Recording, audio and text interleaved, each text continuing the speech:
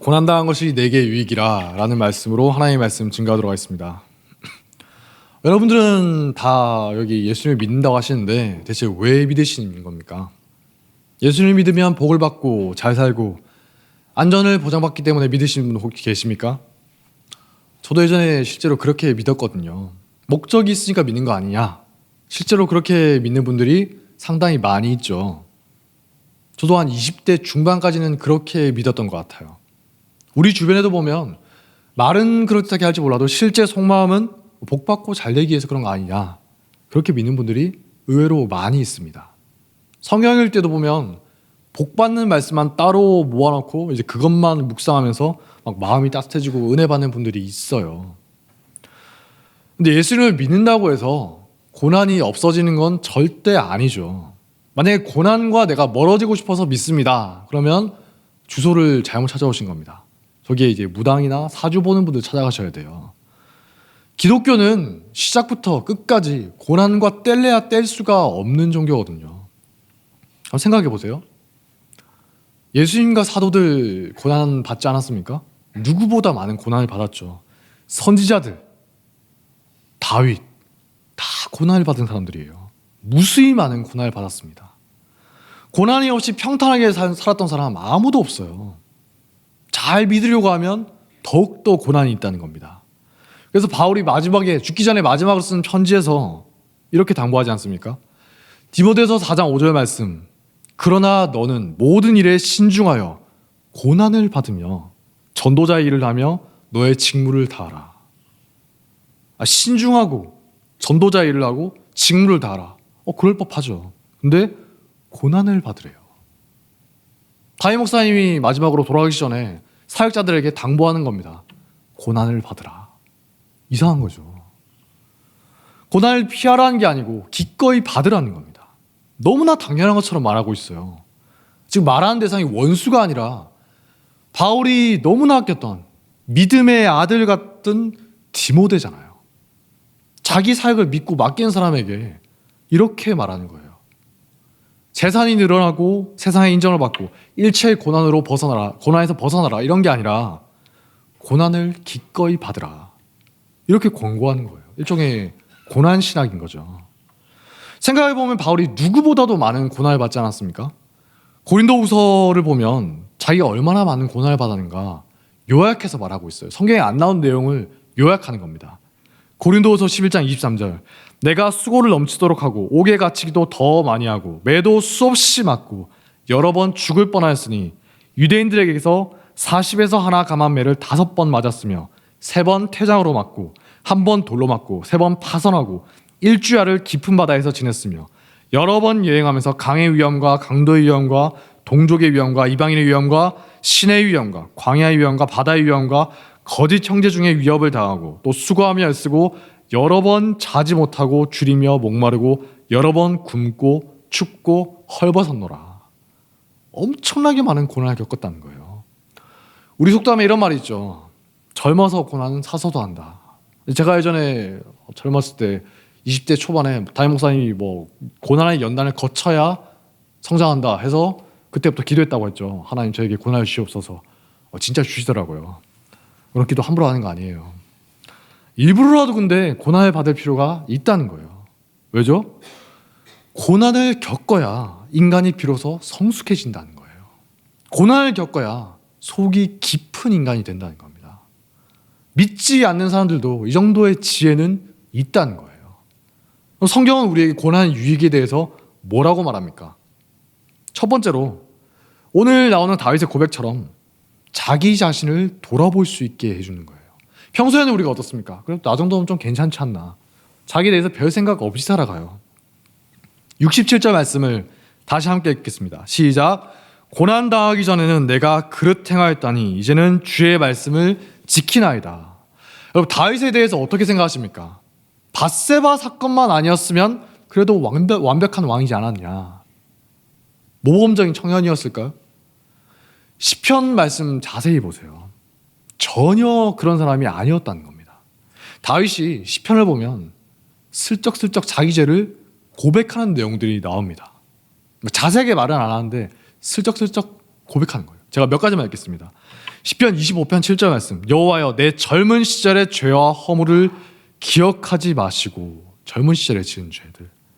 11절 여호와여 나의 죄악이 크오니 주의 이름으로 말미암아 사하소서.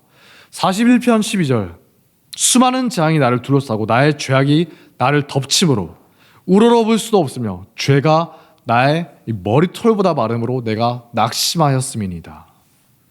아니 얼마나 지은 죄가 많았으면 자기가 볼 때도 자기 죄가 그렇게 많다는 거예요. 자기 머리털보다 뭐 탕은 아니었을 거니까 자기 머리털보다 지은 죄가 많다고 하니까 셀 수 없이 많은 죄가 막 머릿속을 스쳐 지나가는 겁니다. 자세한 말을 안 하고 있지만 다윗도 어때요? 우리와 성정이 똑같은 인간이었다는 거죠. 어릴 때부터 젊은 청년 시절에 셀 수 없이 많은 죄를 지은 자가 다윗이었다. 제가 어린 성경 같은 거 보면 막 다윗이 어렸을 때나 젊을 때 죄와 아무런 상관이 없는 것처럼 너무나 말씀대로 살아가는 그런 사람인 것처럼 그렇게 나온 경우가 많은데 실제는 어떻다고요? 동심파괴예요. 차마 남들에게는 말하지 못하고 하나님께만 고백하는 무수히 많은 죄악을 저질러 왔다는 겁니다. 기도할 때 이랬겠죠. 하나님 아시죠 하면서 그렇게 하나님과 자기만 아는 그 내용을 고백하면서 기도했다는 거예요. 그래서 다윗이 오늘 말씀에서 고백하는 겁니다. 고난 당하기 전에는 내가 잘못 행하면서 살아갔는데 이제는 주의 말씀을 지키나이다. 고난을 통과하면서 비로소 자기 자신을 돌아올 수가 있게 됐다는 거예요. 이전에는 그냥 배워서 말로만 알던 말씀들이 고난을 통해서 찔림이 된다는 겁니다. 비로소 죄가 보인다는 거예요.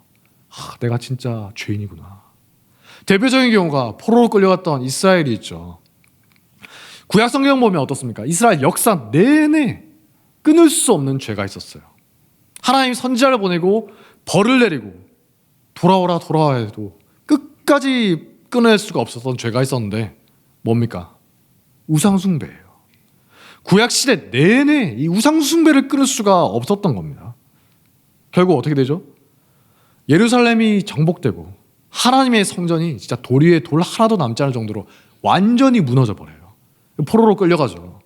이때 유대인들이 엄청난 충격을 받은 겁니다. 예전에는 성전신학이라고 해서 그래도 히스기야 때처럼 하나님께서 우리를 기적적으로 구해주시겠지. 실제로 히스기야 때 그랬으니까. 성전이 있지 않느냐. 예레미야 선지자가 아무리 멸망을 선포해도 믿지를 않는 거예요. 야, 예레미야 때도 18만 5천 명을 멸망시키고 우리를 구해주셨는데 하나님께서 성전이 있는데 우리를 지키시지 않겠냐. 이런 잘못된 성전신학이 있었던 겁니다. 하나님의 성전인데 설마 우리를 버리시겠어? 근데 성전이 완전히 박살이 나버리죠. 그걸 보면서 경악을 하는 겁니다. 야, 호세아나 여러 선지자들이 말했던 게 진짜구나. 우리가 우상숭배 계속하다가 진짜 완전히 끝장나 버릴 수도 있겠구나. 그때부터 유대 공동체가 이제 멀리 흩어지지 않습니까? 유대 공동체가 우상숭배라면 치를 떨게 된 거예요. 다른 죄는 좀 짓더라도 그럴 수 있지. 근데 우상숭배만큼은 절대 안 돼. 이러면서 절대 용납하지 않는 그런 분위기가 되었다는 겁니다. 우상숭배하면 저놈은 호적에서 파버려라. 출교시켜버려라. 돌로 쳐서 죽여버려라. 구약 성경 다음에 신약 성경이 나오죠. 예수님 시대의 신약 성경 한번 잘 보세요. 좀 신기하지 않아요? 우상숭배에 대한 말이 거의 나오지가 않아요. 구약 성경을 보면 정말 지겨울 정도로 한 장 걸러서 한 장 나올 정도로 계속 우상숭배에 대해서 경고하는 말씀이 나오는데 신약에는 눈 씻고 찾아봐도 찾기가 힘들 정도로 우상숭배에 대한 말씀이 드물다는 겁니다. 왜죠? 지극히 당연하니까. 요즘 보면 좀 이상한 사람들이 신약 성경에 동성애에 대해서 부정하는 내용이 별로 나오지 않으니까 괜찮은 거 아니냐, 긍정하는 거 아니냐 이렇게 이상한 생각을 하는 분들이 있는데 왜 별로 안 나온다고요? 지극히 당연한 거니까 굳이 기록하지 않는 거예요. 예수님 시대에 우상숭배 안 하는 게 너무나 당연한 상식이니까 이렇게 굳이 기록하지 않는 겁니다. 다른 죄요? 그거 좀 지을 수도 있죠. 안 지었으면 좋겠지만 지었다면 제사 지내고 하나님께 회개하십시오. 근데 우상숭배 그러면은 그냥 노발대발하는 거예요. 저놈을 당장 돌로 쳐라. 저놈 때문에 우리가 또 멸망하고 포로로 끌려가고 하나님께서 우리를 완전히 버리실지도 모른다. 곳곳에 유대 공동체가 있었잖아요. 디아스포라 공동체가 있었는데 공통적으로 가진 생각이 뭐냐? 우상 숭배만큼은 절대로 안 돼. 성전이 파괴됐던 것을 기억해라. 너무나 뼈아픈 기억이었다는 거예요. 성전이 파괴되고 포로로 끌려가는 그 버림받았던 기억이 너무나 강렬하게 남아있는 겁니다. 그래서 우상 숭배만큼은 절대 용납할 수가 없다. 일종의 사회적 합의가 이루어진 거예요. 고난을 통해서 긍정적인 방향으로 나아가게 된 거죠. 아브라함과 야곱도 어떻습니까? 고난을 겪으면서 잘못을 돌이키죠. 이전에는 자기 소견에 오른 대로 살아갔는데 이 고난을 겪으면서 이게 아니구나. 창세기 읽어보면 아브라함도 그렇고 천천히 변해가는 걸 볼 수가 있어요. 특히 야곱은 어떻습니까? 스스로 고백하죠. 내가 험악한 세월을 살았습니다. 고난이 많았다는 거예요. 그걸 통해서 깨닫고 서서히 돌아왔다는 겁니다. 우리 주변에도 보면 고난을 겪으면서 돌아온 분들이 있어요. 그거 축복입니다. 하나님께 감사하셔야 돼요. 반대로 고난이 없어서 망해가는 분들이 있죠. 예배의 자리를 떠나고 소명의 자리를 떠나고 믿음의 자리를 떠나는데도 고난이 없어요. 너무나 평안하게 잘 살아가요. 하나님 일마다 잘 되고 인생이 잘 풀리는 겁니다. 이거 저주예요. 이런 사람에게는 고난이야말로 최고의 축복이라는 겁니다. 잘못된 길로 가고 있을 때 하나님이 몽둥이를 들고 회초리를 들고 진짜 피가 맺힐 정도로 치는 것이야말로 가장 큰 축복이라는 거죠. 요한계시록 3장 19절에도 이런 말씀이 나오죠. 무릇 내가 사랑하는 자를 책망하여 징계하노니 그러므로 네가 열심을 내라 회개하라. 히브리서 12장 말씀 정말 유명한 말씀이지 않습니까?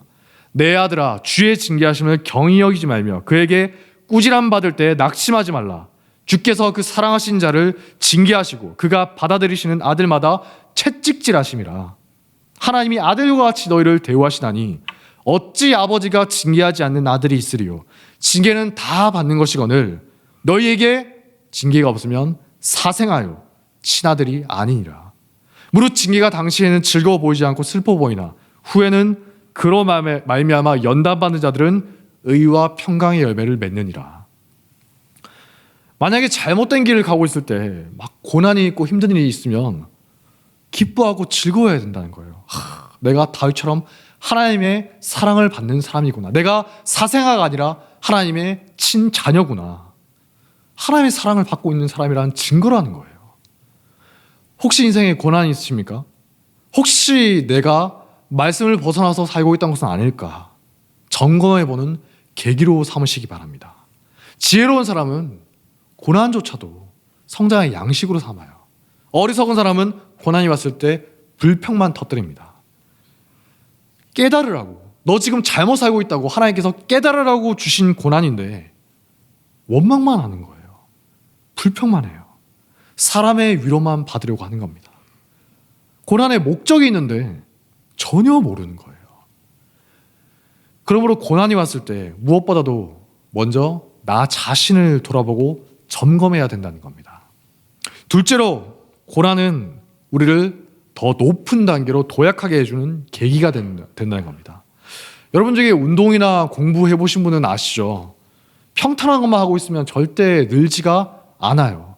운동하는 분들도 이야기 들어보니까 막 헬스하는 분들 있죠. 막 보충제 먹어가면서 뭐라고 하냐? 운동을 막 해가지고 일단 근육을 찢는데요. 근육이 찢어져야 한답니다. 그게 회복되면서 근육이 늘어난다는 거예요. 운동도 어떻습니까? 막 팔굽혀펴기 이런 거 30개, 50개 하던 사람이 맨날 그것만 하면 그 수준이에요. 30개 하던 사람이 31개, 32개, 33개 하면서 체력이 조금씩 늘어나는 겁니다. 공부도 어때요? 쉬운 것만 풀고 있으면 맨날 그 수준에 머무르죠. 어려운 문제를 풀어보려고 고민하고 막 머리 싸매면서 고민하다가 풀어냈을 때 비로소 실력이 한 단계 늘어나는 겁니다. 벽을 넘어서는 거예요. 오늘 다윗도 비슷한 고백을 하지 않습니까? 71절 말씀 함께 읽겠습니다. 시작. 고난당한 것이 나에게 유익이라 이로 말미암아 내가 주의 율례들을 배우게 되었나이다. 다윗이 고난을 통해서 자기를 돌아보고 점검하면서 더 높은 단계로 나아갔다는 거예요. 고난을 통해서 말씀을 더 깊이 배우게 되니까 나중에 돌아봤을 때 물론 뭐 고난받는 그 시점에는 몰랐겠지만 나중에 돌아보니까 고난받는 게 정말 나에게 유익이었구나. 이런 고백을 할 수가 있게 되는 거예요. 실제로 그랬죠. 사무엘서 읽어보세요. 다윗이 사울에게 쫓길 때 가만히 보면 초기에 가졌던 믿음과 이후에 가졌던 믿음이 깊이가 달라요. 고난을 겪으면 겪을수록 더 믿음이 커지고 그릇이 커지는 겁니다. 요셉도 그렇죠. 진짜 생각지도 않은 고난의 연속이에요. 원망하려면 얼마든지 할 수가 있습니다. 요셉은 솔직히 좀 원망 좀 해도 되죠. 누구보다 원망할 수 있는 자격이 있어요. 근데 시편 105편 18절 말씀부터 보니까 어떻다고 하죠? 그의 발은 착고를 차고 그의 몸은 쇠사슬에 매였으니 곧 여호와의 말씀이 응할 때까지라. 그의 말씀이 그를 단련하였도다. 요셉도 마음이 힘들었겠죠. 기계가 아니니까. 감옥에 나가기를 얼마나 고대했겠어요. 그래서 청탁을 하잖아요.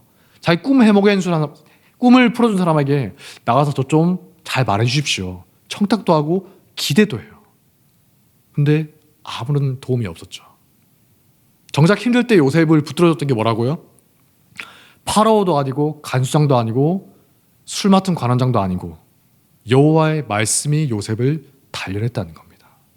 요셉이 어렸을 때부터 아브라함, 이삭, 야곱에게 통해서 배웠던 말씀이 있었겠죠. 그 말씀 기억하면서 참고 기다리는 법을 배워갔다는 거예요. 성경을 보면 안타깝지만 이 광경이 생략돼 있죠. 요셉이 겪었던 그 내적 고민의 과정이 생략돼 있어요. 하나님의 뜻이 있으시겠죠. 그러니까 우리가 성경을 읽을 때 자꾸만 착각하는 겁니다. 나중에 엄청나게 깊어진 요셉의 모습만 보면서 요셉이 이랬구나. 중간 과정을 우리가 놓쳐버리는 거예요. 요셉도 다윗처럼 너무나 복잡한 과정을 거쳐갔다는 겁니다. 말씀이 요셉을 단련했다는 겁니다. 그냥 평탄하게 말씀 읽고 아빠한테 들었던 말씀 들으면서 기억하면서 아멘 이렇게 받아들이는 게 아니라 얼마나 치열한 고민을 했겠어요. 내가 뭔 잘못을 했다고 이렇게 노예로 왔을까? 내가 뭘 잘못했다고 감옥에 와 있어야 되나? 내가 도움을 줬는데 배은망덕하게도 몇 년째 아무 소식이 없구나.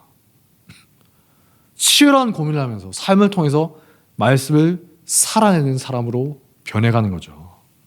온시속의 와처처럼 이론으로만 정답만 달달 외우는 게 아니라 실제 삶을 통해서 말씀을 실현해 가는 거예요.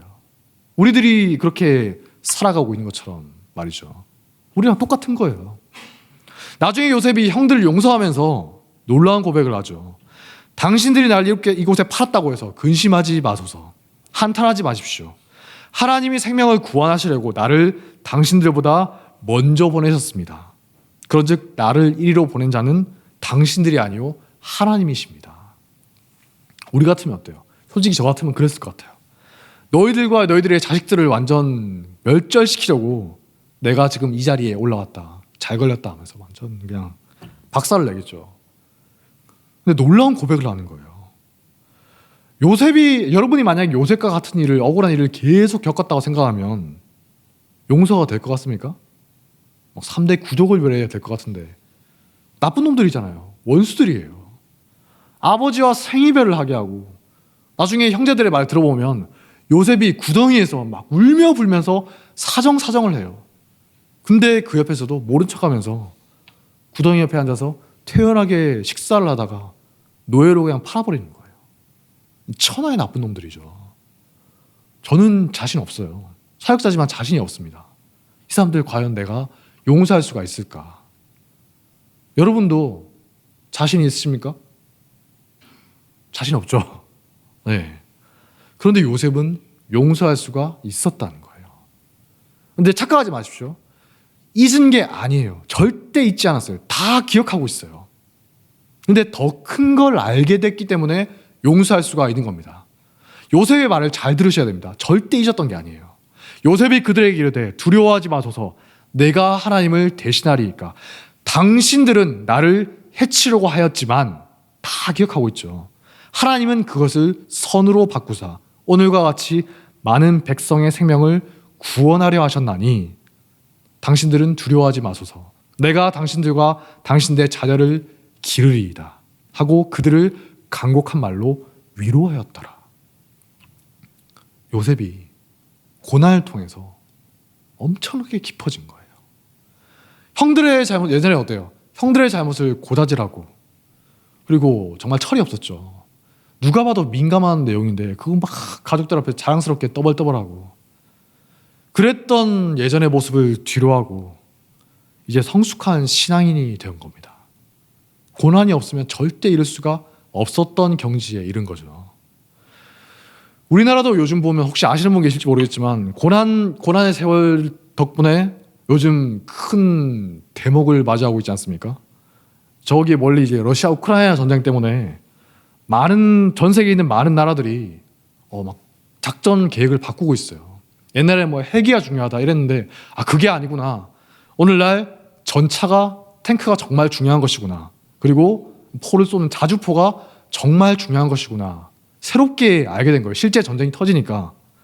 그래서 이 러시아 주변에 있던 나라들이 자기들에게도 쳐들어올지 모르니까 막 전차랑 자주포를 사려고 하는데 어디 거를 사야 될까? 독일 걸 살까? 프랑스 걸 살까? 미국 걸 살까? 놀랍게도 한국이 주목받고 있다고 해요. 대표적으로 북유럽 지역들, 노르웨이나 핀란드 정말 추운 지역이지 않습니까? 근데 거기에서 기계장치가, 탱크도 기계잖아요. 기계장치가 추운 곳에 가면 고장나 버리는 경우가 정말 많다고 해요. 남극 같은 곳에 가면 카메라도 작동을 안 해요. 얼어버리는 겁니다. 기계가 작동을 안 하는 겁니다. 한국은 어떻습니까? 겨울에 영하 10도는 예사고 심하면 20도, 막 30도까지도 내려가죠. 엄청 추울 때는. 그리고 여름에는 어때요? 30도, 40도까지 올라가죠. 정신 나간 나라예요. 극악의 기후를 자랑하는 겁니다. 살기 정말 힘든 곳이에요. 몸이 적응하기도 힘들어요. 연교차가 양심이 없어요. 진짜 50도에서 70도 정도 차이가 나는 겁니다. 엄청난 차이예요. 우리가 어릴 때야 학교에서 초등학교 이런 데서 사계절이 뚜렷한 게 우리의 자랑이고 장점이다 이렇게 배웠는데, 세뇌 교육을 받았는데 실제로는 어때요?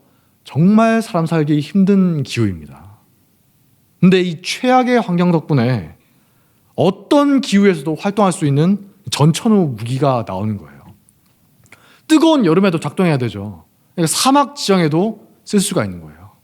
추운 겨울에도 작동해야 되니까 북유럽의 혹독한 추위에도 문제없이 작동하는 겁니다. 실제로 노르웨이에서 있었던 어떤 몇 년 전에 그 세계 자주포 그런 대회를 해봤는데 우리나라 것만 통과했다고 하는 거예요. 다른 나라 것들은 시동이 안 걸리는 거예요. 다 얼어붙어가지고. 외국인들이 볼 때 기가 막히는 거죠. 저거 사막에 작동하던데 어떻게 여기서도 작동을 해? 어딜 가든지 간에 잘 움직이는 거예요. 다른 나라 제품은 날씨 때문에 막 환경 때문에 고장이 나고 움직이질 않아요. 근데 한국산은 사우스 코리아산은 보니까 눈이 오나 비가 오나 진흙탕에 가나 모래밭에 가나 산악지형에 가나 어디나 잘 다니더라. 근데 어떻게 설계를 했냐? 놀라는 거예요. 지금 전 세계 자주포 시장의 거의 절반 이상을 한국산 K9이 석권해 가고 있다고 합니다. 앞으로 점점 늘어날 거라고 해요. 전차도 우리가 옛날에 생각해 보면 독일이나 프랑스 같은 나라가 다 완전 갖고 있었겠죠. 미국산이나. 근데 한국산 K2를 구매한 나라들이 점점 늘어가고 있다는 겁니다. 제가 거짓말하는 게 아니라 실제로 그래요. 옛날 같으면 어떻게 우리나라가 그 독일이나 프랑스나 미국이나 러시아와 경쟁을 할까? 누가 실제로 그랬다면 거짓말이라고 하겠죠. 근데 요즘에는 현실이 됐다는 겁니다. 게다가 우리나라 국방부 별명이 있죠. 군대 갔다 오신 분들 알 거예요. 포방부라는 별명이 있습니다. 뭐냐? 한국 전쟁 때 미국 포병 보면서 감동을 먹은 거예요. 와, 포가 정말 중요하구나. 그래서 역대 모든 국방부가 포 만든 거에 진짜 목숨을 걸었어요. 별명이 포방부예요. 공군이나 해군에서 좀 그래서 뭐라고 할 정도로 너무 포에 집중되어 있는 거 아니냐 그런 말을 들을 정도로. 근데 지금에 와서 보면 전 세계에서 생산량이 압도적이라는 거예요. 가격도 너무나 싸요. 이게 규모의 경제가 있지 않습니까? 많이 생산하니까 그만큼 싸게 생산할 수가 있다는 거예요. 세계에서 제일 좋은 게 독일제라고 하는데, 문제는 한국산이 성능은 크게 차이가 안 나는데 거의 거의 비슷하게 차이가 거의 안 나는데 가격이 3분의 1이에요. 외국인들이 황당한 거죠. 우리는 어떻습니까? 북쪽에 계신 분들 때문에 끊임없이 개발하고 생산할 수밖에 없죠. 강제로 연구하고 강제로 생산할 수밖에 없다는 거예요. 살기 위해서. 역사적 아픔이 있었습니다. 6.25 때 전차에 짓밟혔잖아요. 그때 있었던 분들이 참전용사들 수기를 읽어보면 우리도 탱크가 있었으면 얼마나 좋았을까. 어떻게든 막아내려고 악착같이 개발하고 생산한 게 우리나라 역사입니다. 근데 이제는 세계 어딜 가나 이만한 가성비와 생산력을 볼 수가 없다는 거예요. 보기가 힘든다는 거예요. 예를 들어서 동유럽의 어떤 나라가 이제 러시아 침략에 대비하려고 어떤 탱크를 살까 싶어서 고민을 하다가 안타깝게도 우리나라가 아니라 독일산 탱크를 계약했어요. 독일에 있는 레오파르트라는 전차를 계약을 했는데 몇 년이 지났는데도 한 대 받았다는 거예요. 뭐 대체 어쩌라는 거냐. 근데 이웃에 있는 폴란드 같은 나라는 우리나라 탱크를 계약했더니 벌써 막 수십 대, 수백 대를 받고 있는 겁니다. 깜짝 놀라는 거죠. 한 대 받았는데 저기는 뭐 수백 대를 받는구나. 다음에는 우리도 한국산을 사자. 이런 분위기가 되는 거예요. 실제로 성능도 우수하다고 해서 몇 년 전에 인도 파키스탄 사이에 분쟁이 있었다고 합니다. 그때 실전에서 우수함을 인정받았어요. 인도가 어떨까 싶어서 우리나라 자주포를 한 10대 정도만 샀는데 10대가 딱 갖고 있을 때 전투가 벌어지는 거예요. 상대편에는 중국산 자주포가 한 30대가 넘게 있었다고 합니다. 압도적으로 차이가 나잖아요. 근데 붙었더니 결과가 어떻게 됐냐? 압도적으로 이겼다는 거예요. 여기는 한 대도 안 상하고 저기는 거의 다 파괴시키는 식으로 뭐 그런 말이 있습니다. 그러니까 인도 정부가 이걸 보고 10대 샀잖아요. 껌뻑 넘어가서 90대 더 사겠다. 100대를 채웠거든요. 최근에는 중국과 또 분쟁이 생겼나 봐요. 그래서 200대 더 사겠습니다 해서 계속 사는 거예요. 직접 체험한 사람들이 다들 인정하는 겁니다. 국뽕은 별로 좋은 게 아니지만 여기에 대해서만큼은 마음껏 국뽕을 들이키셔도 된다고 합니다. 혹독한 환경이잖아요. 북한이란 위협이 있습니다. 처절한 역사가 낳은 놀라운 결과인 거죠. 그 덕분에 우리나라 덕분에 전 세계에 있는 여러 약소국들이 강대국들이야 자기들이 알아서 하겠지만 약소국들이 러시아나 중국의 위협으로부터 자기 나라를 지키는데 정말 큰 도움을 받고 있는 겁니다. 수많은 나라들이 이제 한국과 기술 협력을 하려고 하는 거예요. 한국산 무기를 사려고 하는 나라가 점점 많아지고 있다는 겁니다. 고난의 세월과 혹독한 환경이 만들어낸 정말 기적 같은 결과라는 거죠. 이처럼 고난은 그 자체로 끝이 아니라 더 높고 깊은 수준에 이르게 하는 놀라운 발판이 될 수가 있다는 겁니다. 마지막 세 번째, 고난은 우리에게 현실에 매이지 않도록 끊임없이 우리를 채찍질하는 효과가 있어요. 우리가 담임 목사님께 많이 들었죠. 이집트에서 노예 생활하고 있지 않았으면 이스라엘이 과연 나왔을까? 그 당시에 전 세계에서 가장 문화적으로 발달한 곳이 이집트예요. 지금으로 치면 미국 같은 곳이죠. 지금도 미국 이민 가신 분들 잘 안 돌아오는 분들 많이 있지 않습니까? 정말 화려한 곳이었고 전 세계에서 가장 풍족하고 먹을 게 많았던 곳이 이집트입니다. 야곱 가족들 봐요. 심심하면 흉년이 들어서 이집트로 먹을 거 사러 가잖아요. 그 당시에 먹을 거 없으면 다 이집트로 가는 겁니다. 절대 안 나가죠. 여기 이집트가 얼마나 좋은데 뭐가 있을지도 모르는 저 팔레스틴 땅으로 가냐. 근데 거기 있으면 영적으로 계속 죽어가는 거예요. 에스겔서 읽어보면 이집트에 있을 때 이스라엘 사람들이 우상 숭배에 많이 빠져 있었다. 그걸 우리가 알 수가 있어요. 하나님께서 지적하신 내용이 나옵니다. 너희의 조상들이 이집트에서 우상을 숭배하고 있지 않았느냐. 그런데 다행스럽게도 악한 왕이 나타나서 엄청나게 핍박을 가하죠. 어린애를 막 잡아 죽이려고 하고. 그게 견디다 못해서 하나님께 부르짖는 겁니다. 하나님 우리를 구원해 주옵소서. 그 덕분에 이집트를 나갈 수가 있었다는 거예요. 그 너무나 안락하고 좋은 최고의 선진국을 뒤로하고 탈출하는 거예요. 이스라엘이 멸망한 후에도 이방 제국의 지배를 계속받지 않습니까? 아수르 제국, 바벨론, 페르시아, 그리스, 프톨레미, 셀루커스, 로마 수백 년 동안 억압받는 피지배미적으로 계속 살아요. 그러니까 어떻습니까? 자연스럽게 선지자들의 예언의 말씀을 바라보게 되는 겁니다. 언젠가 메시아가 오실 것이다. 너희를 해방시키실 것이다. 메시아를 고대한 사람들이 점점 늘어나는 거예요. 만약에 이스라엘이 포로에서 돌아와서 잘 살게 되고 강대국이 되고 떵떵거리며 살았으면 어땠을까요? 다시 우상숭배에 빠졌겠죠. 메시아가 굳이 올 필요가 있을까? 뭐 오시든지 말든지 필요가 없어요. 그렇게 되는 겁니다. 그런데 현실의 어려움 때문에 도대체 우리는 언제까지 이렇게 살아야 될까? 하나님, 우리에게 메시아를 보내주시옵소서. 언제 오시는 겁니까? 약속의 말씀을 고대하면서 바라보게 되는 거죠. 우리도 어떻습니까? 제가 예전에 칼럼에 썼는데 일본에 마루야마 겐지라는 작가가 있는데 이 사람 굉장히 재밌는 사람인데 자기를 예술가라고 하면서 이런 비유를 들었어요. 예술가는 음지식물이다. 비료를 너무 많이 줘도 죽고 빛을 너무 많이 쬐어도 죽는다는 거예요.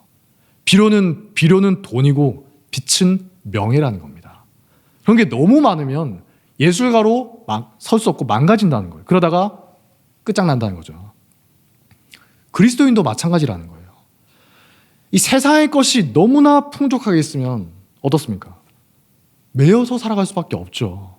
저도 뭐 사역자지만 솔직히 말해서 돈이 너무나 많고 지위가 높고 사람들의 존경을 받고, 저 너무 칭찬하지 마세요. 그렇게 존경받고 그러면 어떻습니까?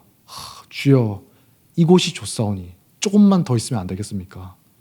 하나님 곁으로 빨리 가야 되는데 여기가 너무 좋은 거예요. 떠날 생각을 안 하는 겁니다. 아무리 좋다더라도 근데 이 세상은 근본적으로 뭐죠? 떠날 곳이다. 우리 진짜 보양은 따로 있다는 겁니다. 바울이 빌립보서에서 말하죠. 빌립보 교회는 자부심이 있었어요. 우리는 로마 시민이다. 우리에겐 로마 시민권이 있다. 너희들과 달라. 자부심이 있었어요. 바울이 그 사람들에게 말합니다. 그러나 우리의 시민권은 하늘에 있는지라. 여러분들의 진짜 시민권, 여러분들의 진짜 소속은 하늘나라입니다. 하늘 소망을 가지십시오. 바울이 이렇게 말하는 거예요. 천국을 진실로 고대할 수 있는 사람은 누굽니까? 이 땅에서 결핍을 느낀 사람이라 해야 돼요. 육체의 연약함으로 인해서 병이 있다거나 아픔이 있다거나 고통이 있어서 고통을 겪는 사람이라야 고린도서에 나오는 나중에 우리가 입을 영광스러운 몸이 있다고 하죠. 그걸 고대할 수가 있는 거예요. 지금 건강하면 뭐 입든지 말든지 지금 너무나 좋은데요. 전혀 고대하지 않는 거예요. 여러분 최근에 식중독 걸리고 저만 걸렸죠. 식중독 걸리고 노로바이러스 걸린 분들 좀 이해하실 거예요. 이 몸이 너무나 연약하구나. 삶이 너무나 고달프고 고난이 연속인 사람일수록 고통이 없는 천국을 고대할 수가 있게 되는 겁니다. 그냥 말로만 그러는 게 아니에요. 진심으로 너무나 간절하게 고대하면서 살아갈 수가 있게 되는 겁니다. 왜죠? 이 땅에서 결핍을 느끼니까. 고난 때문에 이 땅에는 도무지 내가 소망을 둘 수가 없구나. 하나님, 어느 때까지입니까? 어느 때 제가 그곳에 갈 수가 있습니까? 하나님이 약속하신 진짜를 갈망하면서 살아간다는 거예요. 고난이 좋은 사람은 아무도 없죠. 하지만 고난이 없는 사람도 아무도 없습니다. 어차피 고난은 모든 사람에게 주어지는 거예요. 아닌 척하고 점잖게 있는 분들도 말 못하는 고난이 다 있는 걸 알고 있죠. 그렇다면 피할 수 없는 고난 앞에서 우리가 어떻게 반응할 것인가 하는 겁니다. 원망하고 불평불만으로 살아가는 사람은 아무리 많은 고난을 겪어도 나아지는 게 없어요. 오히려 악화될 뿐입니다. 고난을 겪고 성숙해지는 게 아니라 내면이 뒤틀려가는 겁니다. 막 도끼만 차요. 반면에 말씀에 따라서 고난을 받아들이는 사람은 고난을 통해서 기뻐할 수가 있다는 겁니다. 고난 덕분에 자기 자신을 돌아보면서 회개할 수가 있겠죠. 고난 덕분에 더 높은 단계로 도약할 수가 있습니다. 고난 덕분에 하나님의 약속의 말씀을 진실로 고대할 수 있는 그런 순전한 믿음을 가진 성도가 될 수가 있다는 거예요. 고난당한 것이 나에게 유익이라. 다윗의 고백이 우리 모두의 고백이 되길 주님의 이름으로 축복합니다. 다 함께 자리에서 일어나겠습니다. 바다의 길을 찬양하겠습니다.